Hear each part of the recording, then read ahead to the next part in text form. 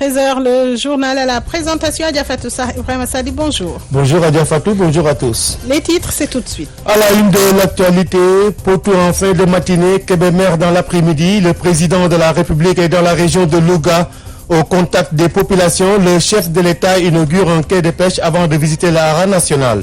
Un défilé imposant avec la participation d'un détachement de l'armée gambienne. La fête du 4 avril se prépare. L'armée était ce matin face à la presse.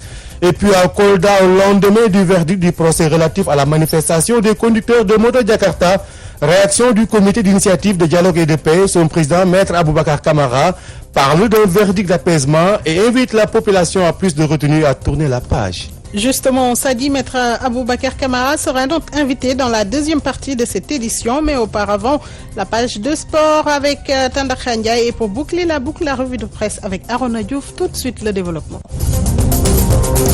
Radio Sénégal, l'info en toute responsabilité. Le président de la République est l'hôte de la région de Louga ce jeudi. Son Excellence Macky Sall va procéder, sinon procède à l'instant à l'inauguration du quai de pêche de Potou dans la commune de Léona. L'ouvrage devrait améliorer considérablement les conditions de travail des différents acteurs de la pêche dans la zone des Niayes. Il a été construit à hauteur de 272 millions de francs CFA. En direct dans cette édition, notre reporter, sinon notre correspondant dans le Niambo, Ousmane Kane, bonjour. Bonjour Ibrahima Sadi. Nous vous écoutons. Voilà, donc pour dire d'emblée que le président de la République vient juste d'arriver ici à Potou, donc pour le besoin de l'inauguration du quai de pêche. En ce moment, il est en train de visiter une exposition avant donc d'aller procéder à l'inauguration. Juste après l'inauguration, ce sera autour maintenant des discours. Alors, il faut dire, Sadi, que c'est un quai de pêche moderne que le gouvernement du Sénégal a mis à la disposition des acteurs de la pêche ici à Potou. D'ailleurs, les choses sont allées très vite, prévues pour 8 mois. Les travaux ont finalement duré que 6 mois. 6 mois pour avoir ce bijou composé d'un bloc guichet, poste de garde, un bloc administration, acteurs, formation, infirmerie.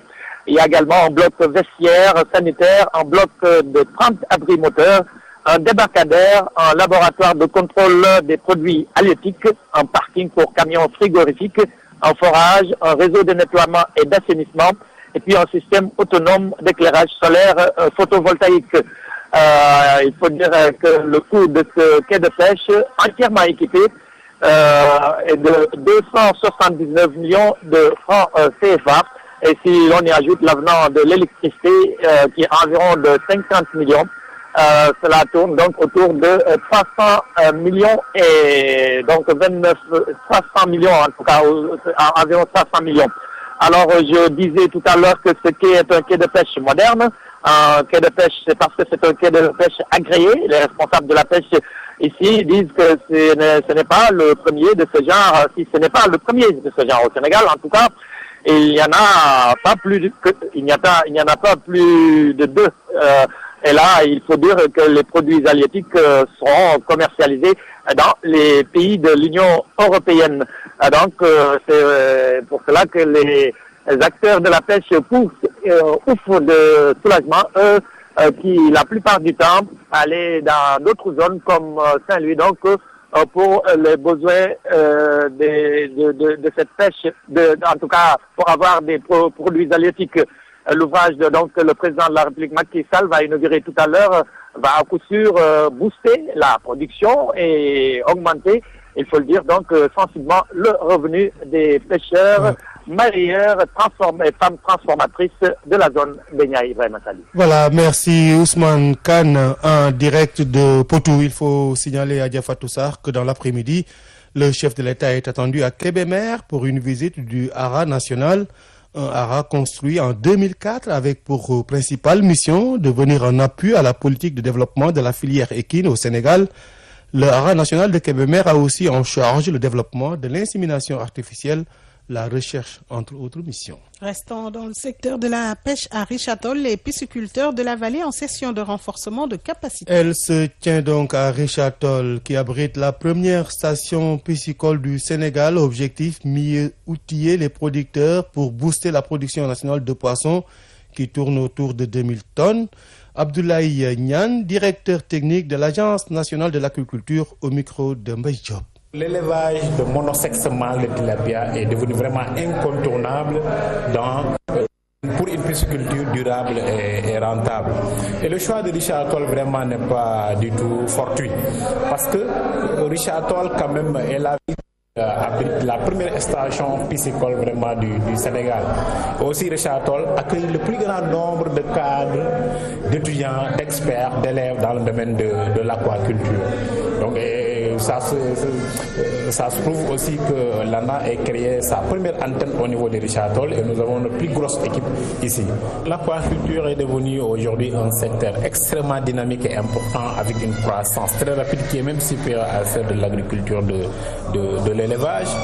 Au niveau mondial, on dit selon la FAO qu'aujourd'hui un poisson sur un est issu de l'aquaculture et dans un futur proche 2 poissons sur 3 seront issus vraiment de l'aquaculture. Au niveau mondial, c'est extrêmement important cette activité-là.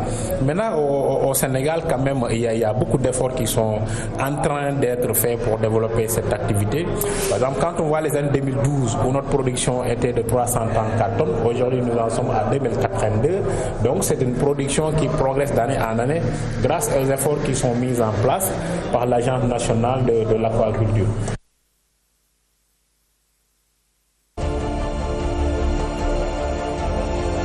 Aux porteurs de pancartes, je veux leur dire ceci. Ils veulent l'indépendance, qu'ils la prennent. Il ne peut donc y avoir aucune hésitation. La politique du Sénégal, clairement définie, s'est fixé 3 objectifs qui sont dans l'ordre où elle veut les atteindre. L'indépendance. 4 avril 1960, 4 avril 2017, le Sénégal indépendant à 57 ans.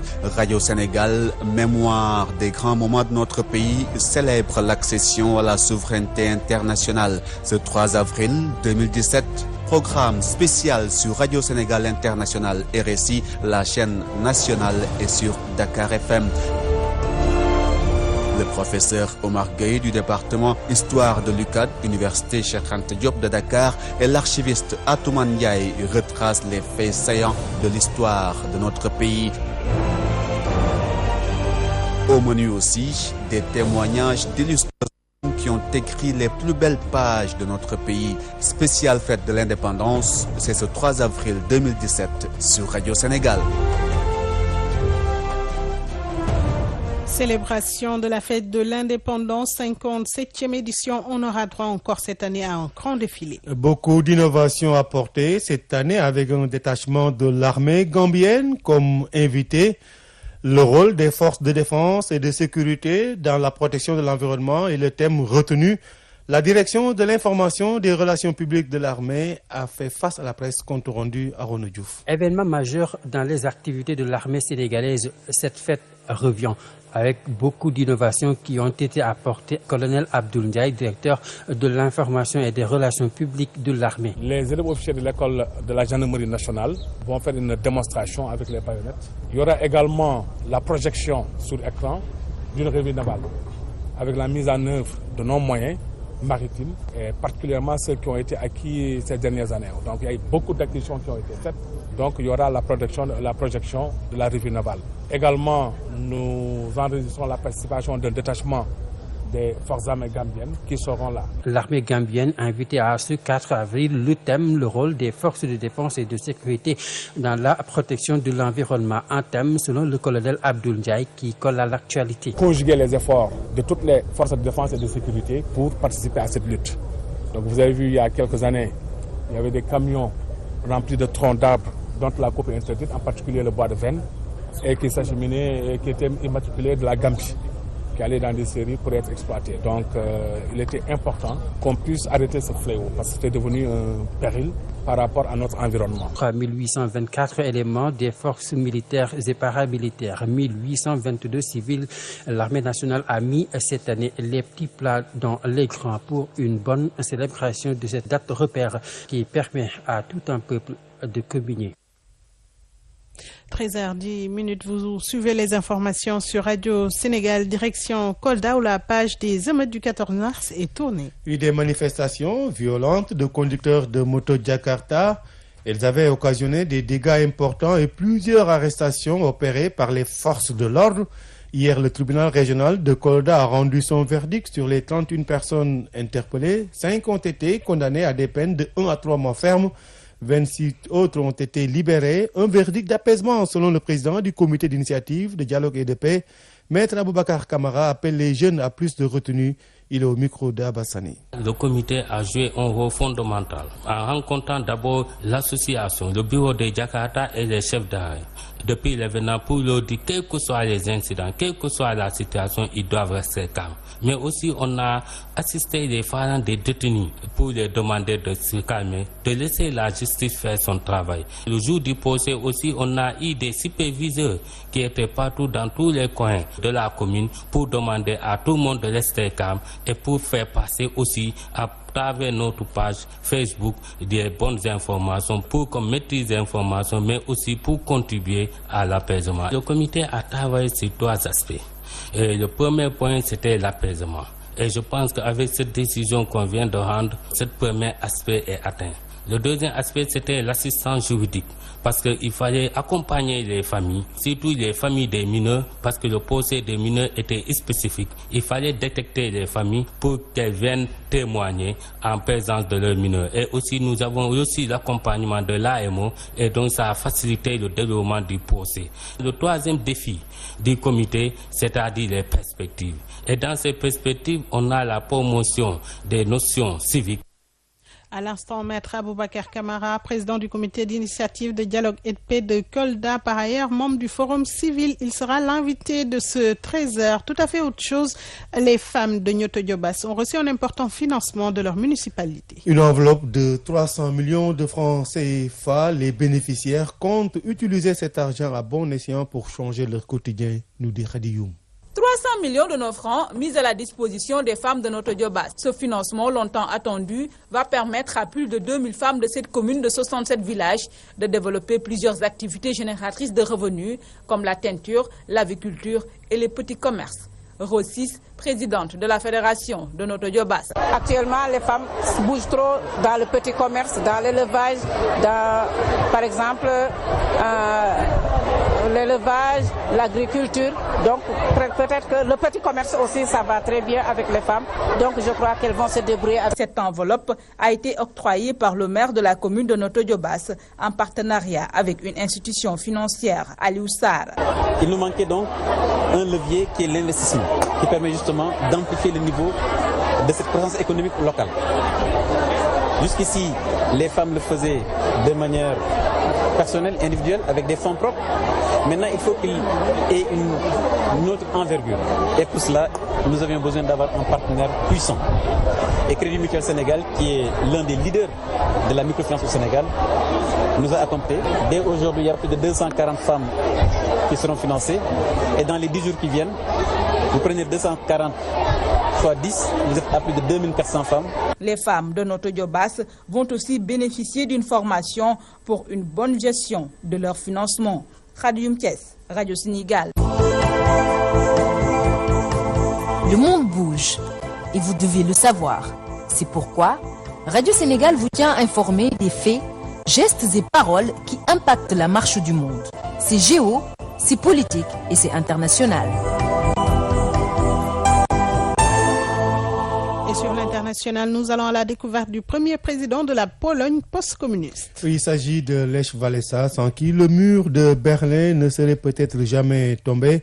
De simple électricien, il est passé grand syndicaliste avant de devenir le président de la République de Pologne. Envoyé spécial à Varsovie, Marianne Senghor. Sans Lech Walesa, sans le soulèvement des ouvriers des chantiers navals de la ville de Gdansk, le mur de Berlin ne serait sûrement pas tombé. Électricien de formation, puis leader du syndicat Solidarność, il a dirigé cette fameuse grève en 1980, une période où personne n'osait résister aux communistes. Mais puisque c'était un leader modéré, Lech Walesa a signé avec ces derniers, les communistes, l'accord de Gdansk qui comprend 21 revendications, dont le droit de grève et la reconnaissance du syndicat Solidarność. Solidarność. N'empêche, il fut arrêté puis libéré un an après et c'est en 1983 que Lech Walesa a reçu le prix Nobel de la paix. Cependant, il n'est pas parti à Oslo par peur de ne pouvoir revenir en Pologne. Les communistes l'avaient toujours à l'œil. Il a donc envoyé sa femme et son fils le représenter. Las de toutes ces résistances, les communistes acceptent finalement de changer de système et permettent les élections parlementaires que Solidarność a gagnées. En 1990, Lech Walesa est élu 6e président de la République de Pologne. Fervent catholique, il était particulièrement défendu par le pape Jean-Paul II. Néanmoins, il perdit les élections de 1995 et de 2000. Il était donc meilleur dans les revendications que dans les prises de décision. Et dans un État devenu démocratique, les talents de syndicaliste ne suffisaient plus. Lech Walesa l'a donc compris et a annoncé son retrait de la vie politique. De même, en 2006, il n'est plus membre de Solidarność, mais continue à représenter la Pologne un peu partout dans le monde. Et c'est la raison pour laquelle nous ne l'avons pas trouvé à son bureau ce mercredi 29 mars dans le Centre européen de solidarité situé dans la ville de Gdansk. Âgé maintenant de 74 ans, Lech Walesa gère sa fondation et donne des exposés et des conférences un peu partout dans le monde. Pour lui rendre hommage, Andrzej Wajda a réalisé en 2012 un film sur lui intitulé Walesa. Comme Nelson Mandela et Fidel Castro, Lech Walesa a eu la chance d'être témoin de son temps. Marianne Senghor, Pologne pour Radio Sénégal. Merci à Marianne Senghor. Une minute de silence sera observée demain au Conseil de sécurité de l'ONU à New York en hommage aux 2 experts onusiens tués en RDC. Il faut dire que l'émotion demeure toujours vive pour les 15 diplomates du Conseil de sécurité qui avaient mandaté ces 2 experts pour mener une enquête dans le Kasaï, probablement sur les charniers récemment découverts. Dans les couloirs de l'organisation, on se refuse toujours à spéculer sur les responsables de ces assassinats. Les 2 experts avaient décidé de ne pas faire appel à la mission des Nations Unies au Congo, la MONUSCO, pour les protéger par souci de discrétion. Au Kenya, la justice demande plus de femmes au Parlement. La Haute Cour kenyane donne 2 mois au Parlement du pays pour introduire plus de femmes à l'Assemblée nationale, conformément à une décision prise en 2013. La Constitution de 2010 exige que le nombre de députés hommes n'excède pas les 2 tiers des membres du Parlement, mais dans la réalité, ces dispositions n'ont jamais été respectées dans un Parlement essentiellement dominé par les hommes. Le Nigeria frappé par une nouvelle épidémie de méningite. Les autorités sanitaires annoncent qu'au moins 269 personnes sont décédées ces 5 derniers mois du fait de cette maladie. Les enfants de 5 à 14 ans sont le groupe d'âge le plus touché. L'Organisation mondiale de la santé a lancé une vaste campagne de vaccination pour contrer l'épidémie. Il y a 2 ans, on le rappelle, le Nigeria et son voisin, le Niger, ont été durement affectés par des épidémies de méningite qui ont fait plus de 1100 morts. Et on termine l'actualité internationale par le Mali où on note 3 morts et un gendarme porté disparu. Et l'attaque s'est produite à Boulkessi, dans le centre du Mali, non loin de la frontière avec le Burkina Faso. Il faut dire qu'en l'espace de 2 mois, l'attaque de Boulkessi est la 2e. Le 5 mars dernier, 11 soldats sont morts et 4 autres blessés dans l'attaque du même poste de gendarmerie. Ibrahim Assadi, retour sur l'actualité nationale. Les acteurs des médias dans la rue le 3 mai prochain. Ils ont choisi la journée internationale de la presse pour faire réagir l'opinion nationale et internationale au sujet de la liberté de la presse au Sénégal. Cette marche nationale fait partie d'un plan d'action de la coordination des associations de la presse qui a pour objectif de réclamer des négociations à l'État, notamment sur l'environnement économique et le code de la presse. La CAP était en conférence de presse ce matin. Nous y reviendrons dans nos prochaines éditions avec notre reporter Justine Aye. Cette dernière actualité nationale met un terme à cette première partie du journal. Un rappel des titres. Potou en fin de matinée, Kébémer dans l'après-midi, le président de la République est dans la région de Louga au contact des populations. Le chef de l'État inaugure à l'instant quai des pêches avant de visiter le Hara national. Un défilé imposant avec la participation d'un détachement de l'armée gambienne. La fête du 4 avril se prépare. L'armée était ce matin face à la presse. Et puis à Kolda, au lendemain du verdict du procès relatif à la manifestation des conducteurs de moto de Jakarta, Réaction du comité d'initiative de dialogue et de paix. Son président, Maître Aboubacar Camara, parle d'un verdict d'apaisement et invite la population à plus de retenue et à tourner la page. Merci Ibrahima Sadi. C'était la première partie du journal. Dans la deuxième, je rappelle que nous aurons la revue de presse avec Arona Diouf, l'invité de la rédaction et le président du comité d'initiative de dialogue et de paix de Kolda, Maître Aboubacar Camara, par ailleurs membre du Forum civil. Nous allons passer au sport. Radio Sénégal, les sports. La page des sports est présentée par Tanda Khandiaï. Bonjour. Bonjour. Le ministre des Sports, Matar Ba, était ce matin à la salle d'honneur du stade Léopold Sédar Senghor. Oui, c'est vrai. La réalisation des infrastructures qui donne de réels motifs de satisfaction au ministre des Sports qui a présidé cette revue annuelle. Quand bien même il reste encore des choses à faire dans ce domaine, le ministre des Sports, Matar Ba, qui annonce par ailleurs le code des sports qui donc est en vue, et c'est pour consolider justement cette option, la professionnalisation du sport. Nous allons écouter le reportage signé Bassirou Sylla. Dans le déroulement de son agenda, le ministère des Sports se satisfait de la réalisation d'infrastructures au profit du football, de la lutte et du basket, entre autres. Les moyens de l'État qui ont été consacrés ont beaucoup aidé à doter de commodités adéquates nombre de disciplines sportives, soutient le ministre des Sports Matar Ba. Nous avons beaucoup d'infrastructures de dernière génération qu'on a commencé. On peut citer l'arène nationale, on peut citer le nouveau palais des sports, mais aussi ce qu'on est en train de réaliser au niveau de la banlieue. Il y a Hassan Diouf qui doit être lancé incessamment, il y a les 3 stades régionaux. Donc l'évolution de notre budget montre effectivement que le combat pour régler le déficit en infrastructures sportives, nous nous sommes donné les moyens pour gagner ce combat-là. Les infrastructures, un énorme chantier que le département des sports prévoit d'explorer encore pour le maillage du territoire national.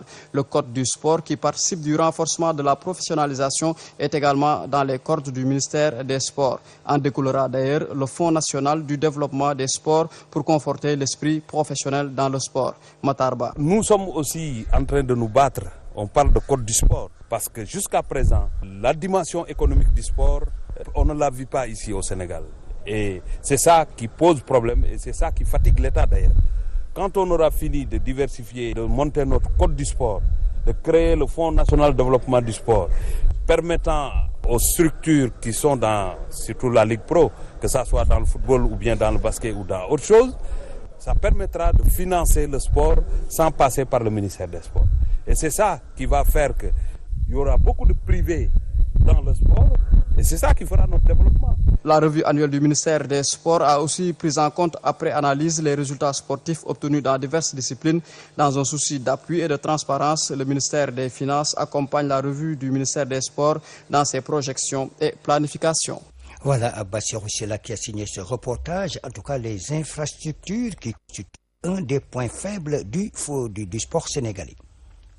Hors des pistes d'athlétisme, le comité d'organisation du marathon international de Dakar était ce matin à la gouvernance de Dakar. Oui, c'est vrai, c'était pour faire l'état des lieux à une dizaine de jours de l'événement. C'était justement un cours au cours d'un CRDS à 10h à la gouvernance de Dakar en présence des membres de la Fédération sénégalaise d'athlétisme du ministère des Sports, mais également le gouverneur de Dakar. Et donc, cette édition du marathon de Dakar est prévu les 15 et 16 avril prochains. D'ailleurs, vous suivrez le reportage de Yacine Diop qui était justement de la partie. Et nous en venons au football. Le tournoi de l'UFOA débute demain. Oui, le tournoi de l'UFOA. Alors l'UFOA, faut-il le rappeler, c'est l'Union des fédérations ouest-africaines de football. C'est le tournoi des clubs de la zone A et B de l'Union des fédérations ouest-africaines de football et qui démarre donc demain vendredi 31 mars avec les demi-finales au stade de Demba Diop. Au programme à 16h à Estanda, c'est une équipe de Côte d'Ivoire qui va rencontrer All Stars du Ghana. À 18h, ce sera US Gorée, l'équipe championne du Sénégal, qui va croiser les Young Controllers du Libéria.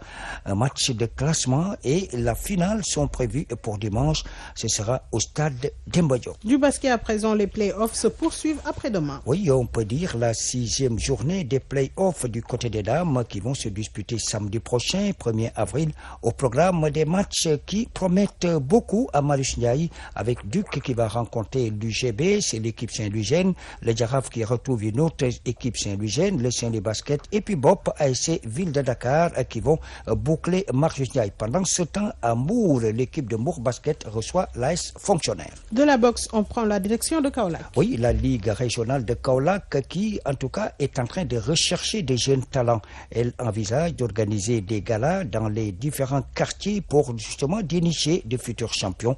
Annonce faite par le nouveau président de la Ligue régionale de boxe de Kaolack. C'était en marge du renouvellement de ces instances. Ibrahima Diallo nous en dit plus. Il est au micro de El Hadji Kane, RTS Kaolack. La Ligue vient d'être installée samedi dernier par M. Bassirou Fall, inspecteur régional des sports. Tout est bien passé parce que finalement le bureau a été renouvelé à 65%. Et vu les résultats que nous avons déjà effectués, cause pour laquelle vraiment nos pairs nous ont redésigné encore comme président de la Ligue de boxe. Quelles sont les perspectives? Les perspectives, c'est par rapport aux objectifs de la fédération, c'est relancer, prendre le ring, se déplacer vers les quartiers populaires, abattoir Ndangan, Ndorong, là où il y a des sympathisants de la boxe. Nous voulons aller vers eux et vraiment organiser des galas populaires. Pas de boxing pour au moins faire revivre la boxe au niveau de Kaolack. Comment se porte donc la discipline au niveau de la région? Au niveau de la région, la boxe se porte pas mal. Nous avons un peu de matériel, nous avons le ring. Donc c'est d'essayer d'organiser le maximum de galas et la zone 2 qui doit se dérouler au niveau de Kaolack. Donc cette année, ce sera une année de boxe. Vous avez l'appui donc de la fédération, ensuite des institutions comme le conseil départemental, la mairie également. Et pour le moment, pas encore. Le conseil départemental, non. Et la mairie, réellement, pour cette année encore, nous n'avons pas encore de subvention. Nous, ce que nous avons, c'est un soutien. Mais la boxe est toujours laissée en rade. Nous attendons encore le soutien de la fédération, comme l'avait promis le ministre. Le message à l'endroit des férus de la boxe? Bon, c'est de les appeler, de s'approcher, parce qu'il y a un nouveau bureau, il y a des anciens qui sont revenus, il y a des nouveaux. Nous allons nous donner la main dans la main et nous croyons réellement aller de l'avant cette année par rapport aux années précédentes. Si nous avons un peu de moyens financiers, le reste, ce ne serait pas de problème. Voilà, Ibrahima Diallo, rien à voir avec le reporter Kaolackois. Lui, c'est le président de la Ligue régionale de boxe. Voilà donc le noblard qui, en tout cas, veut sortir des sentiers battus du côté de Kaolack. Mais la boxe kaolackoise, faut-il le rappeler, dans un passé récent, avait donné beaucoup de jeunes talents à l'équipe nationale. Adja Fatou Sarr, je sais que vous n'allez pas monter sur le ring. Et donc, ce sont ces notes pugilistiques qui sifflent la fin de cette page des sports. Je suis partante si c'est pour du catch. Bon, merci, on Tanda. y verra beaucoup plus clair. Hein? Radio Sénégal. L'invité de la rédaction. Le verdict du procès des conducteurs de moto Jakarta de Kolda est tombé hier. Sur les 31 personnes, seules 5 sont condamnées à des peines fermes allant d'1 à 3 mois. Le comité d'initiative de dialogue et de paix a joué un rôle déterminant par ses appels à l'apaisement. Le président de ce comité est notre invité, Maître Aboubakar Kamara. Par ailleurs, membre du Forum civil, est interrogé par Abassané. Maître Aboubakar Kamara, vous êtes impliqué pour ce qui concerne le procès des conducteurs de moto-taxi Jakarta à Kolda. Le verdict est tombé. Quelle appréciation faites-vous? C'est une décision d'apaisement, de leçon et d'interpellation. D'apaisement parce que tous les acteurs ont appelé à l'apaisement de la situation, que ce soit les autorités, les notables, les responsables politiques, mais aussi le comité qui a eu à mutualiser toute cette énergie. C'est aussi une leçon à l'endroit des populations pour leur dire que personne n'a le droit de se faire justice et personne n'a le droit de gâter les édifices publics. Mais aussi c'est une leçon à l'endroit des forces de l'ordre pour leur dire que la sécurité rime avec le respect des droits civils. Mais c'est aussi une interpellation. Comme l'a dit l'évêque lors de notre rencontre, chacun de nous doit faire une rétrospection pour dire qu'est-ce qu'il doit faire pour éviter ces genres de situations au niveau de Kolda. L'appel au calme, à l'apaisement, a-t-il été respecté? Oui, l'apaisement a été respecté. Ça, le comité a joué un rôle fondamental en rencontrant d'abord l'association, le bureau de Jakarta et les chefs d'arrêt. Depuis l'événement, pour leur dire, quels que soient les incidents, quelle que soit la situation, ils doivent rester calmes. Mais aussi, on a assisté les parents des détenus pour les demander de se calmer, de laisser la justice faire son travail. Le jour du procès aussi, on a eu des superviseurs qui étaient partout dans tous les coins de la commune pour demander à tout le monde de rester calme et pour faire passer aussi à travers notre page Facebook des bonnes informations pour qu'on maîtrise les informations, mais aussi pour contribuer à l'apaisement. Je remercie aussi la population cordoise d'avoir écouté le comité. On a vu que lors des événements, il y a eu beaucoup d'édifices qui sont endommagés. Aujourd'hui, quel acte le comité entend poser? Le comité a travaillé sur 3 aspects. Et le premier point, c'était l'apaisement. Et je pense qu'avec cette décision qu'on vient de rendre, ce premier aspect est atteint. Le deuxième aspect, c'était l'assistance juridique, parce qu'il fallait accompagner les familles, surtout les familles des mineurs, parce que le procès des mineurs était spécifique. Il fallait détecter les familles pour qu'elles viennent témoigner en présence de leurs mineurs. Et aussi, nous avons aussi l'accompagnement de l'AMO, et donc ça a facilité le déroulement du procès. Le troisième défi du comité, c'est-à-dire les perspectives. Et dans ces perspectives, on a la promotion des notions civiques, mais aussi on a, parce qu'il faut faire passer l'information par les actes. Et c'est pourquoi nous souhaitons, en collaboration avec les autorités administratives, policières et tout le monde, pour que les citoyens eux-mêmes contribuent à la réhabilitation des édifices saccagés. Parce que c'est un symbole pour dire que les édifices publics, c'est une affaire de tout le monde. Et nous tenons à ça, avec l'ensemble de la population, participer à la réhabilitation de ces édifices saccagés. Alors, vous avez parlé de programmes de sensibilisation pour beaucoup plus de citoyenneté, mais comment cela va se faire? Déjà, on a identifié différentes organisations qui sont engagées autour du comité. Et lors de notre processus d'apaisement, il y a eu beaucoup d'engagement. Et cet engagement va nous faciliter à mettre en œuvre. Et que les organisations même veulent partir au-delà même de la sensibilisation, c'est-à-dire toucher la question de l'emploi des jeunes pour permettre à chacun accéder à un emploi. Avec ces programmes de sensibilisation, nous avons les ressources humaines, nous allons mobiliser les ressources financières, mais toujours en accord avec les autorités, je pense que nous pouvons le dérouler. Et déjà, on a des organismes qui sont engagés dans ce processus. Maître Aboubakar Kamara, je rappelle que vous êtes membre du Forum civil, mais également le président du comité d'initiative pour le dialogue et la paix. Radio Sénégal, la presse du jour.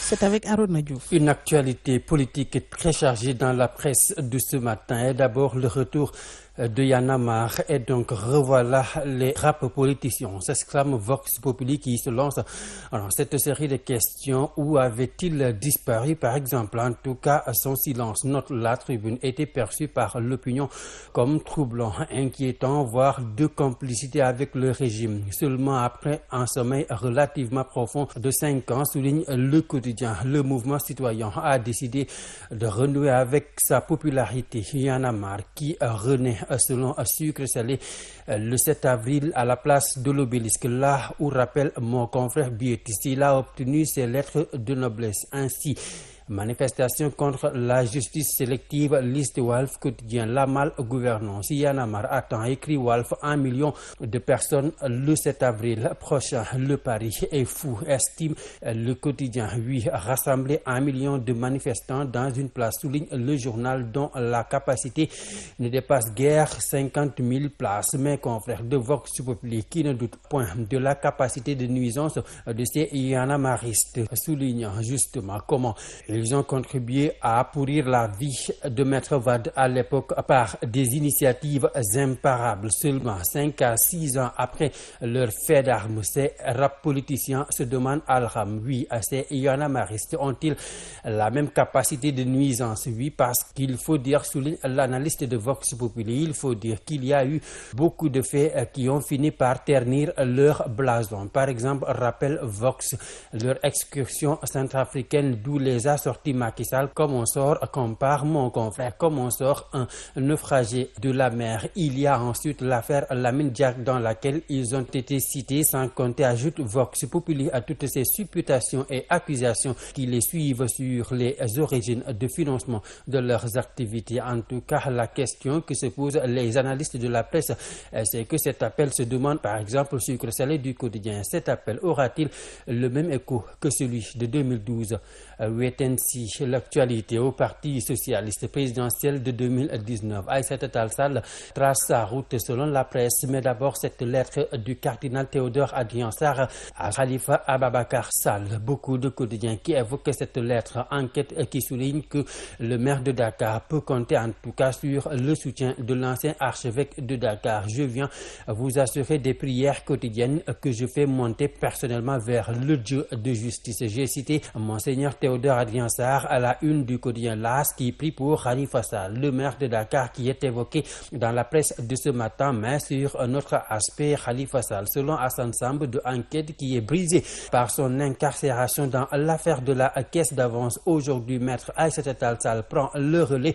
Dissidente du Parti socialiste, maître Aïssata Tall Sall a décidé, écrit mon confrère, de se frayer un nouveau chemin. Ainsi, elle va procéder, annonce la presse, le 8 avril prochain à Dakar au lancement de son mouvement Osons l'avenir. Une annonce de la candidature de l'avocate à la présidentielle de 2019 qui son décrypte Rewmi Quotidien comme une dissidence dans la dissidence. En effet, explique Hassan Samb, pendant que tout le monde misait sur Khalifa Sall, perçu selon mon confrère par bien des socialistes et autres Sénégalais comme le candidat idéal du PS version rébellion. Voilà que l'avocate de surcroît défenseur du maire de Dakar annonce sa candidature. Une démarche conclut la Rewmi Quotidien qui sonne comme une forme de désaveu de Khalifa Sall qui ne sera certainement pas prêt, dit mon confrère, seul mettre à bord pour mener certains vers le fauteuil présidentiel.